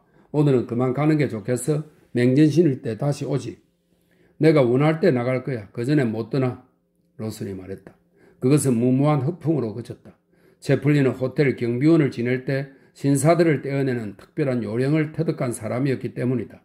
로스는 뭐라도 짓거리지도 못하고 순식간에 멱살과 팔을 붙잡혀 힘 한 번 제대로 쓰지 못하고 길거리로 떠밀렸다. 그는 휘청거리면서 계단을 내려가 눈부시게 내려쬐는 햇살 속으로 나아갔다. 이 일은 그와 에슬의 첫 격렬한 다툼으로 번졌다. 그는 창피하기도 하고 호텔로 돌아가기도 무엇해서 평소보다 일찍 집으로 돌아갔다. 에슬은 외출하려고 단장하는 중이었다. 평소에는 머드 허브드를 입고 맨발과 까만 머리에 꽃을 꽂은 모습으로 돌아다녔지만 지금은 하얀 스타킹에 하이힐을 신고 최근에 장만한 분홍빛 모슬린 드레스를 차려입고 있었다. 아주 예쁘게 단장하고 있군. 그가 말했다. 어딜 가려고? 크로슬린에 갈 거야. 나도 같이 가지. 왜요? 그녀가 차갑게 물었다. 당신 혼자 내내 쏘다니는 게 싫으니 그렇지? 당신은 초대받지 않았어요. 그건 내 알 바 아니지. 당신은 나 없이 한 발짝도 못 나가. 나 준비하는 동안 좀 누워있어요. 그녀는 그가 취했다고 생각하고 침대에 누우면 곧장 골아 떨어질 거라고 생각했다. 그는 의자에 앉아 꿀연을 피웠다. 그녀가 가만 지켜보니 그의 화는 갈수록 부글부글 끓어올랐다. 그녀가 단장을 마치자 그가 일어섰다. 하필 그때 방갈로 안에는 아무도 없었다. 버르발드 영감은 농장에서 일하고 있었고 영감의 아내는 아피아에 가고 없었다. 에슬은 로슨을 마주했다. 당신과 같이 안 갈 거야. 당신 취했어. 거짓말 마. 나 없이 못 가. 그녀는 어깨를 추어 올리고는 그를 지나가려 했지만 그는 그녀의 팔을 움켜쥐고 그녀를 붙잡아 세웠다. 이거 놔. 이 악마야. 그녀가 불쑥 사모한 말로 말했다. 어째서 나 없이 가려는 거야? 내가 흩은 수작은 더 이상 용납하지 않는다고 말했을 텐데? 그녀는 주먹을 쥐고 그의 얼굴을 때렸다. 순간 그는 자존심을 잃었다. 그의 사랑, 그의 정오가 한꺼번에 몰아쳤고 그는 제정신이 아니었다. 본때를 보여주지. 그가 말했다. 본때를 보여주겠어. 그는 마침 손에 잡힌 말 채찍을 들어 그녀를 후려쳤다. 그녀는 비명을 내질렀고 그는 비명소리에 자극을 받아 그녀를 때리고 또 때렸다. 그녀의 비명이 방갈로 안에 메아리 쳤다. 그는 그녀를 욕하면서 때렸다. 그러고는 그녀를 침대에 내던졌다. 그녀는 누워 고통과 두려움에 흐느꼈다. 그는 채찍을 던져버리고 휙 방을 나갔다. 에셀은 그가 나가는 소리를 듣고 울음을 그쳤다. 쓰라리긴 했지만 심하게 다친 것은 아니었다. 그녀는 상한 곳이 있는지 드레스를 살폈다. 원주민 여자들이 두들겨 맞는 것은 드문 일이 아니었다. 그녀는 그가 한 짓에 못 견딜 만큼 화가 나지는 않았다. 거울에 자신의 모습을 이리저리 비춰보며 머리를 매만졌다. 눈이 반짝거렸다. 그녀의 눈빛에 이상한 빛이 어령거렸다. 이 순간만큼 그녀의 마음이 그를 사랑하는 감정에 가까웠던 적은 없었을 것이다. 하지만 로스는 정처 없이 농장 안을 비틀비틀 헤매고 다니다가 벼랑간 기운이 쭉 빠지면서 나무둥지 옆 땅바닥에 주저앉았다. 어린아이처럼 미약한 존재가 된 기분이었다. 비참하고 부끄러웠다. 유순하고 부드러운 사랑 안에서 몸 안의 모든 뼈가 물러지는 기분이었다. 그는 지난 날을 떠올렸다. 그가 품었던 희망들, 자기가 한 짓을 생각하니 기가 막혔다. 그는 어느 때보다 그녀를 원하고 있었다. 그녀를 품에 안고 싶었다. 어서 그녀에게 돌아가야 했다. 그는 일어섰다. 몸이 너무 약해서 걷는데 몸이 휘청거렸다. 그가 집 안으로 들어갔을 때 그녀는 그들의 비좁은 침실 안 거울 앞에 앉아 있었다. 오, 에슬, 나를 용서해 주어. 나 자신이 너무나 부끄러워. 내가 무슨 짓을 한 건지 모르겠어. 그는 그녀 앞에 무릎을 꿇고는 주저하며 그녀의 드레스 자락을 만지작거렸다. 내가 한 짓을 생각하면 견딜 수 없어. 끔찍해. 내가 미쳤었나 봐. 나만큼 당신을 사랑하는 사람은 세상에 없을 거요. 당신을 고통에서 구할 수만 있다면 무엇든 하려 했는데 당신을 다치게 하다니. 나 자신을 용서할 수가 없지만 제발 나를 용서한다고 한마디만 해주어요. 그는 그녀가 내지르던 비명소리가 귓전에 아른거려 견딜 수가 없었다. 그녀는 아무 말 없이 그를 쳐다보았다. 그는 그녀의 손을 잡으려 했다. 눈에서는 눈물이 줄줄 흘러내렸다.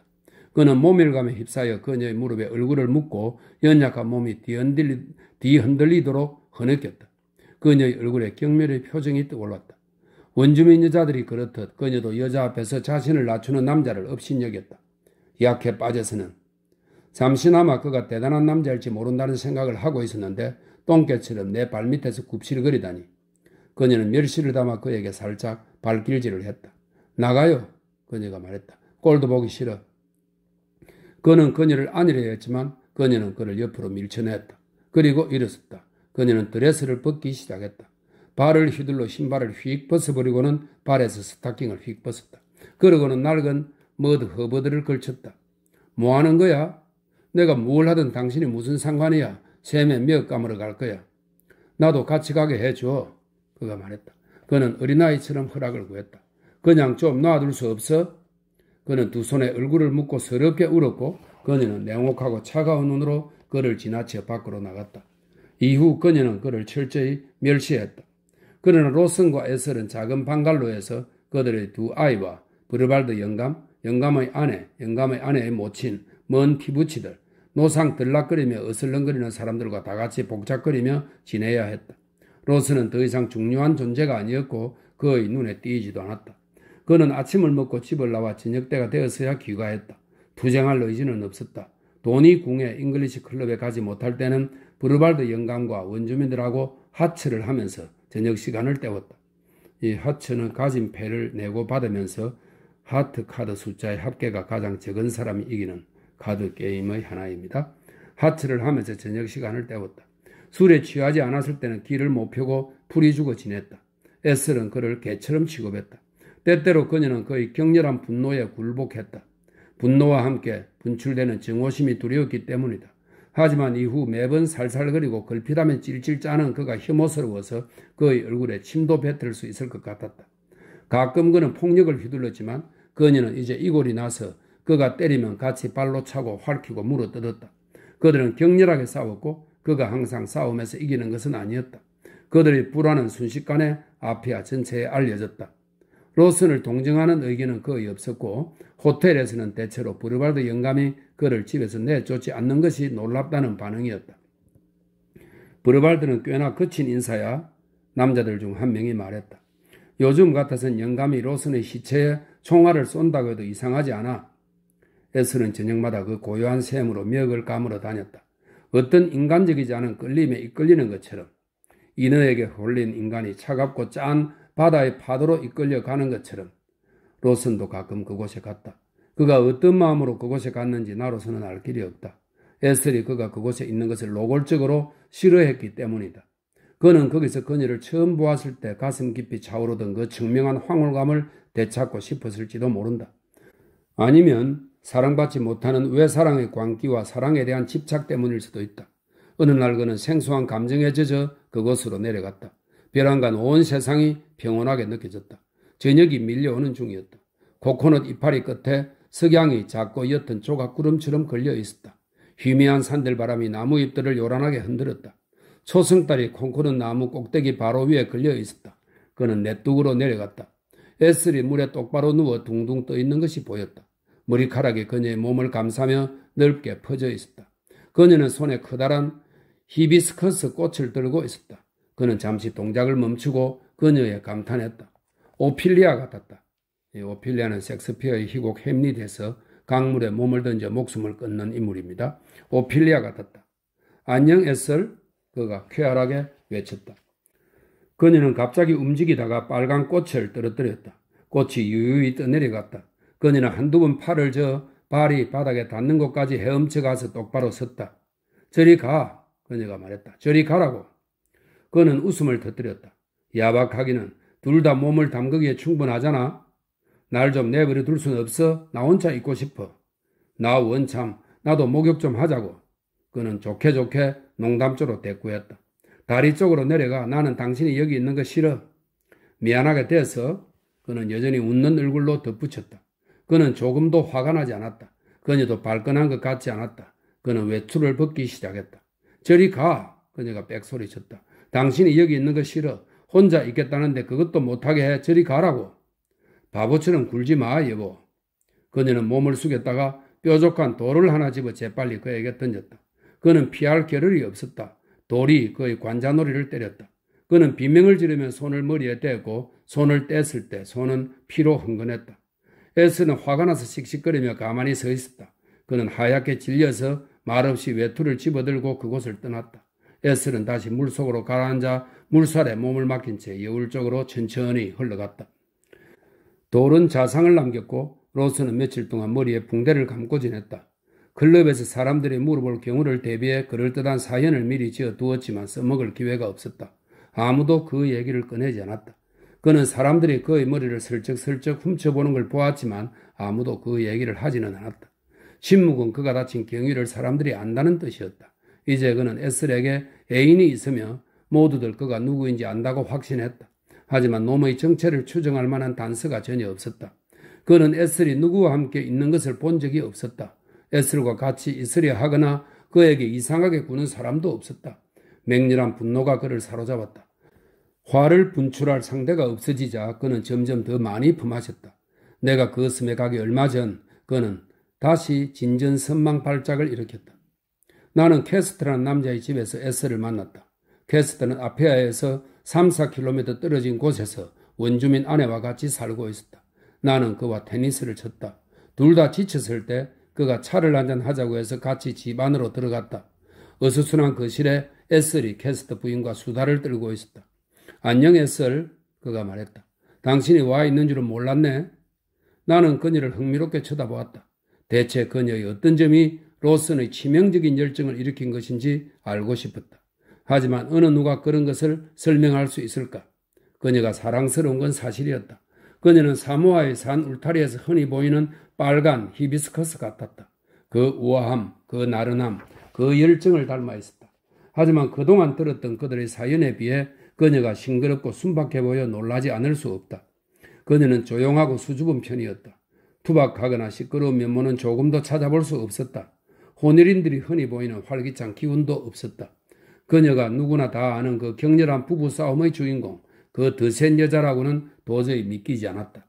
예쁜 분홍색 드레스와 하이힐 차림의 그녀는 거의 유럽인으로 보였다. 원주민의 삶이 훨씬 더 친숙한 여자, 원주민의 배경이 숨겨진 여자라고는 도무지 보이지 않았다.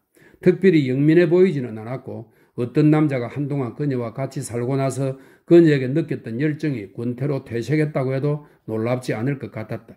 언뜻 떠올랐다가 말하기 전에 사라지는 생각처럼 규정하기 어려운 그녀의 속성이 독특한 매력으로 작용하는 게 아닐까 하는 추측도 가능했지만 그 역시 추측에 불과했다. 내가 그녀에 대해 아무것도 몰랐다면 그녀는 그저 어리고 예쁘장한 혼혈 여인으로 보였을 것이다. 그녀는 사모아에 온 외지인에게 의뢰 묻는 질문들을 내게 던졌다. 여행은 어땠는지, 파파시아의 미끄럼틀 바위를 타보았는지, 원주민 마을에 묵을 생각이 있는지, 그리고 스코틀랜드 이야기를 꺼냈다. 나는 그녀가 스코틀랜드에서 누렸던 호화로운 생활을 과장하고 있다는 인상을 받았다. 그녀는 거기 북쪽에서 살 때 알고 지낸 부인네들의 이름을 대면서 내게 그들을 아느냐고 순박하게 물었다. 그때 그 뚱뚱한 독일계 미국인 밀러가 들어왔다. 그는 아주 정중하게 모두와 악수를 나누고 나서 자리에 앉아 크고 활기찬 목소리로 위스키 소다를 한 잔 청했다. 몹시 뚱뚱했고 땀을 엄청나게 흘렸다. 그가 금태 안경을 벗어 안경을 닦았고 크고 둥그런 안경알 뒤에 가려져 있던 기민하고 교활한 작은 눈이 보였다. 조금 지루하던 파티가 그의 등장으로 달라졌다. 그는 뛰어난 이야기꾼이었고 쾌활한 남자였다. 그는 곧 두 여인을 휘어잡았다. 에슬과 내 친구의 아내는 그의 너스레에 까르르 웃음을 터뜨렸다. 그는 그 섬에서 여자를 밝히는 남자로 유명했다. 그 뚱뚱하고 역겨운 사내는 넓고 추한 몰골로도 아직은 얼마든지 여자를 홀릴 재간이 있어 보였다. 그의 농담은 좌중이 이해할 만한 수준에서 흥미롭고 확실한 사건에 국한되었고 서부식 악센트는 그가 하는 말에 독특한 강조점을 더했다. 마침내 그가 내게 고개를 돌렸다. 돌아가서 저녁을 먹을 거면 그만 일어나는 게 좋겠소. 괜찮다면 내가 차로 데려다 주리다. 나는 그에게 감사를 표하며 일어섰다. 그는 다른 사람들과 악수를 나눈 뒤 육중하고 힘찬 발걸음으로 방을 나가서 그의 차에 올랐다. 참 어리고 예쁘군요. 로슨의 아내 말입니다. 달리는 차 안에서 내가 말했다. 로슨이 그녀를 그렇게 다루다니 딱한 일입니다. 완력을 쓰다뇨. 나는 남자가 여자를 때린다는 이야기를 들으면 분노가 치밉니다. 우리는 이야기를 조금 나누었다. 그가 말했다. 그 여자와 결혼을 하다니 그자가 바보 천치지 뭐요. 당시에 내가 그렇게 말을 했구만. 결혼만 안 했어도 지금쯤 그 여자를 쥐고 흔들 텐데 그자는 좀팽이에요. 좀팽이고 말고. 그 애가 저물어가면서 내가 사모아를 떠날 날도 점점 가까워졌다. 내가 탈 배는 1월 4일 시드니를 향해 출항할 예정이었다. 크리스마스 당일에 호텔에서 적절한 축하인이 열렸지만 그것은 새해 첫날을 위한 예행 연습에 불과해 보였다. 호텔 라운지에 습관처럼 모인 사람들은 새해 전날 흥청망청 실컷 품마시기로 했다. 일행은 시끌벅적한 저녁 식사를 마친 뒤 당구를 치러 잉글리시 클럽이 자리한 단순하고 자그마한 목조 가옥으로 슬슬 내려갔다. 많은 이야기와 웃음소리, 내기가 이어졌다. 몇몇 당구 게임은 형편없었다. 밀러가 참여할 때는 예외였는데 그는 연배가 훨씬 아래인 일행들처럼 얼큰이 취했으면서도 예리한 눈썰미와 안정적인 손놀림을 꾸준히 유지했다. 그리고 농담과 세련미를 곁들여 젊은 남자들의 돈을 주머니에 챙겨 넣었다. 그렇게 1시간쯤 지났을 때 나는 지루해서 바깥으로 나갔다. 도로를 건너 해변으로 갔다. 그곳에는 코코넛 나무 3그루가 자라거나 있었는데 바다에서 연인이 달려나가기를 기다리는 달의 새 처녀처럼 보였다. 나는 나무 밑둥 옆에 앉아 석호와 밤하늘의 총총한 별들을 바라보았다. 그날 저녁 로슨이 어디 있었는지 나로서는 알 길이 없지만 그날 밤 10시에서 11시 사이에 그는 클럽으로 나왔다. 무료하고 따분한 기분으로 흙먼지 날리는 텅 빈 도로를 비틀비틀 걸어 내려온 그는 클럽에 도착해서 당구실로 들어가기 전 바로 가서 혼자 술을 한 잔 걸쳤다. 이제 그는 백인 사내들의 무리에 선뜻 끼어들 배짱이 없어서 백인 사내들이 많이 모인 곳에 가려면 독한 위스키 힘을 빌려야 자신감이 생겼다. 그가 위스키 잔을 들고 서 있는데 밀러가 그에게 건너왔다. 밀러는 셔츠 바람으로 당구 큐대를 들고 있었다. 그는 바텐더를 슬쩍 쳐다보며 눈치를 주었다. 자네 나가보게 잭, 밀러가 말했다. 흰 재킷과 빨간 라바라바 차림의 원주민 바텐더는 말없이 작은 방을 살그머니 빠져나갔다. 이보게, 그렇지 않아도 자네랑 얘기를 하려고 기다리던 참이야 로슨. 거구의 미국인이 말했다. 이 빌어먹을 섬에서 돈 한 푼 안 들이고 무료로 공짜로 할 수 있는 몇 안 되는 것들 중 하나가 대화 아닙니까?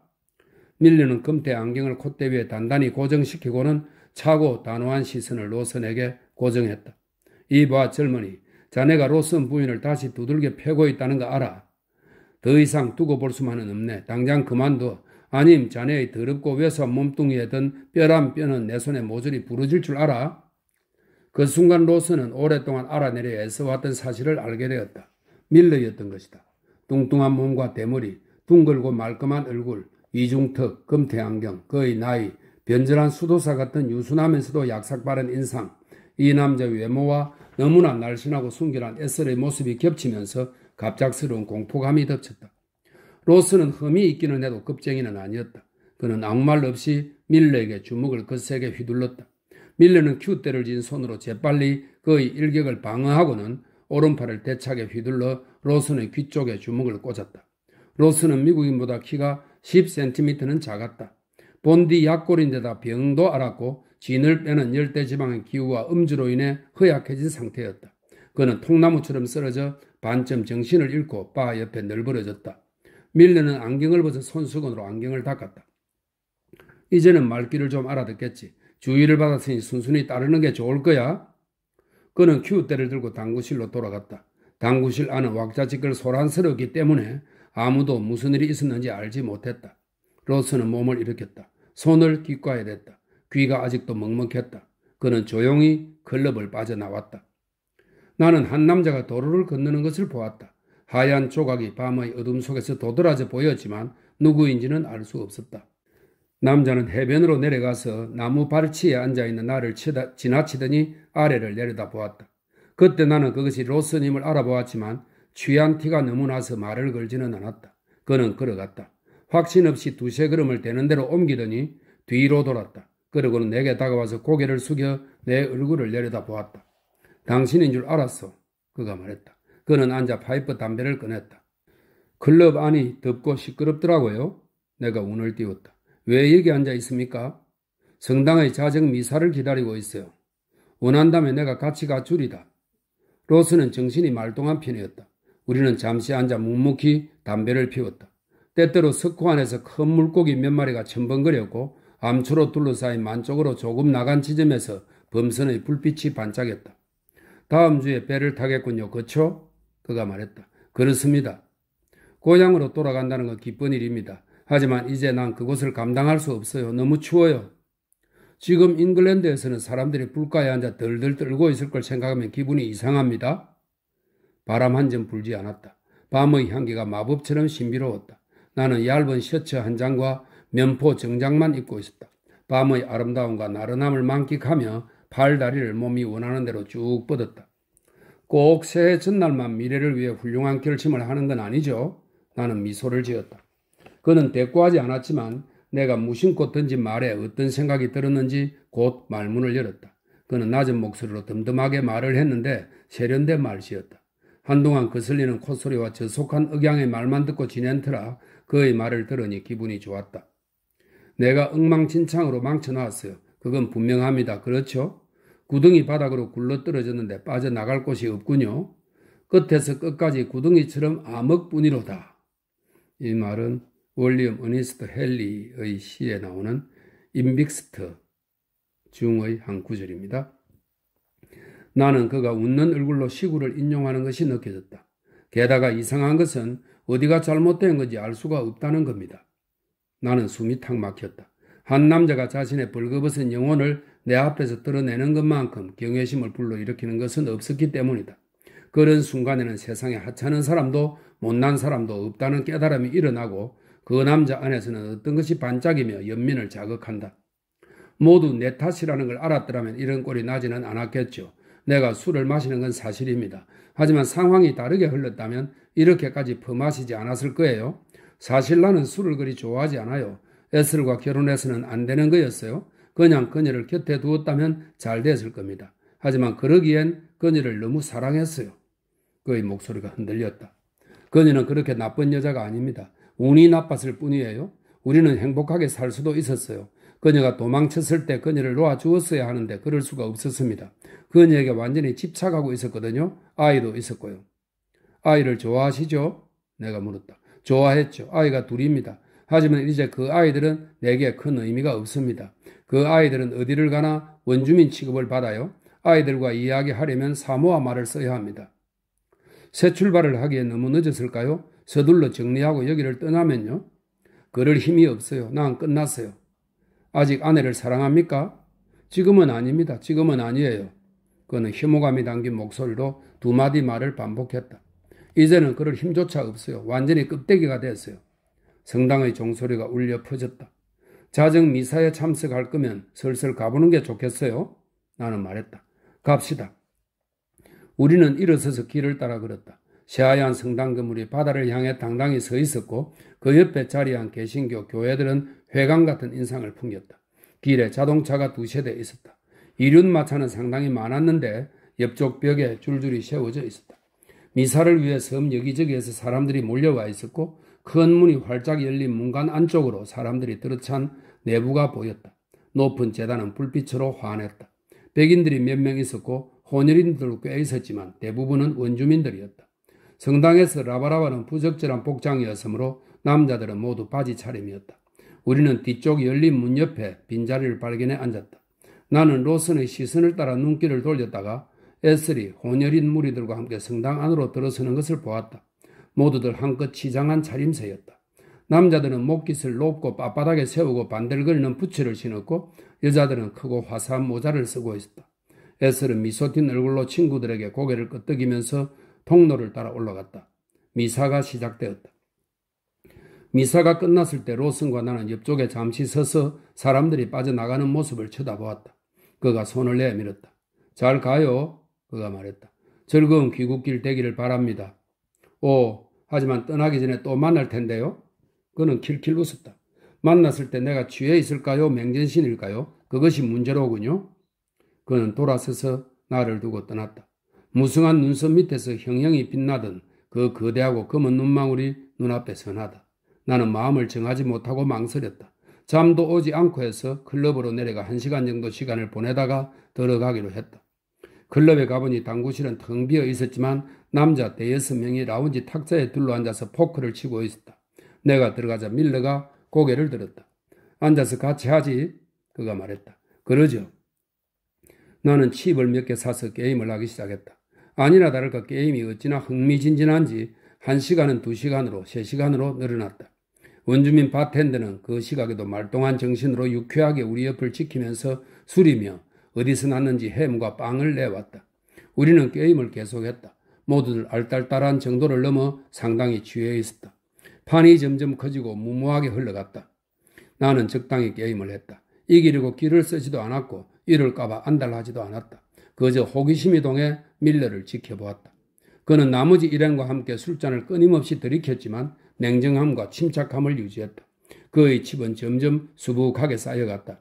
그의 앞에는 작고 깔끔한 종이가 하나 있었는데 그는 돈이 떨어진 참여자들에게 크고 작은 돈을 빌려주고 그 종이에 그 액수를 적었다.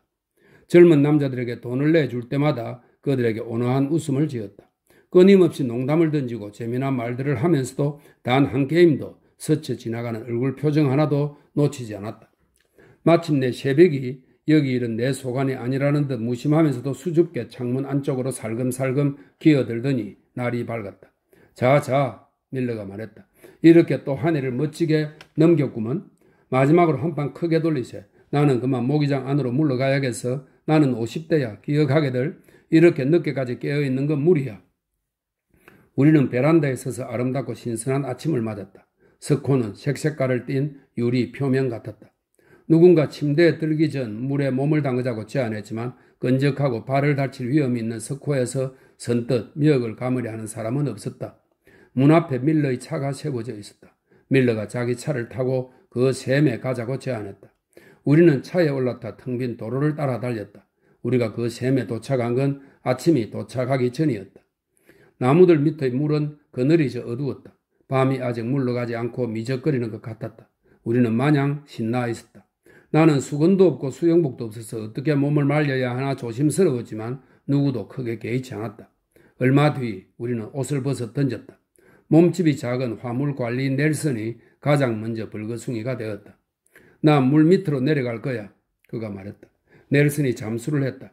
곧 다른 남자도 따라 잠수를 했지만 물이 얕아서 넬슨보다 먼저 떠올랐다. 그때 넬슨이 수면 위로 올라와 허둥거리며 옆으로 갔다. 나 좀 꺼내줘. 그가 말했다. 무슨 일이야?